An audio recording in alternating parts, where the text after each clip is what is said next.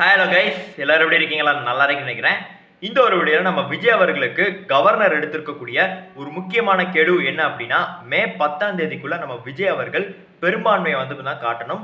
இல்லை அப்படின்னா கவர்னர் ஆட்சி தொடரும். ஸோ அதுக்கடுத்து ரீஎலெக்ஷன் வரும். ஸோ அதுக்கப்புறமா எந்த கட்சி பெரும்பான்மையை காட்டுதோ அவங்களெல்லாம் வந்து சிஎம் அறிவிப்பேன் அந்த மாதிரி வந்து சொல்லியிருந்தாங்க.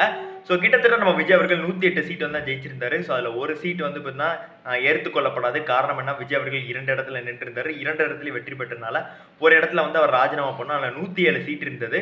ஸோ இந்த ஒரு நிலையில் விஜய் அவர்களுக்கு வந்து ஆட்சி அமைக்கணும், பெரும்பான்மை காட்டணும் அப்படின்னா விஜய் அவர்களுக்கு வந்து 11 சீட்ஸ் வந்து தேவைப்பட்டது.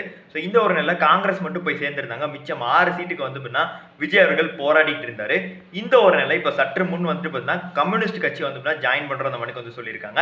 அவங்ககிட்ட இந்தியன் கம்யூனிஸ்ட்ல 2 எம்எல்ஏ இருக்காங்க. அதே மாதிரி மார்க்சிஸ்ட் கம்யூனிஸ்ட்ல 2 எம்எல்ஏ இருக்காங்க. ஸோ சேர்த்து வந்து 4 எம்எல்ஏ வந்து தான் இருக்காங்க.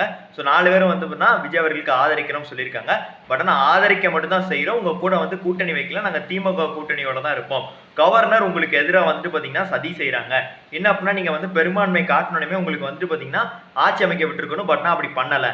ஸோ அதனால நீங்கள் வந்துட்டு எந்த ஒரு ஜாதி அடிப்படையிலையும் இல்லாமல் மதசார்பற்று இருக்கீங்க. அதனால உங்களுக்கு நாங்கள் சப்போர்ட் பண்ண வரோம் அந்த மாதிரி வந்து தான் சொல்லியிருக்காங்க. ஸோ இவங்க வந்து இப்போ வந்து ஜாயின் பண்ணிட்டாங்க. இவங்க ஜாயின் பண்ணனால 116 சீட் இப்போ விஜய் அவர்கள்ட்ட இருக்கு. இன்னும் 2 சீட் தான் தேவைப்படுது. எல்லாருமே சொல்றதை நீங்களே சோஷியல் மீடியாஸ்ல வந்து பார்த்துட்டு இருப்பீங்க. திருமாவளவன் சார் தான் வந்து ஜாயின் பண்ண போறாரு அந்த மணிக்கு. ஸோ ஜாயின் பண்ணுவாரா என்னன்னு சொல்லி நமக்கு வந்து தெரியல.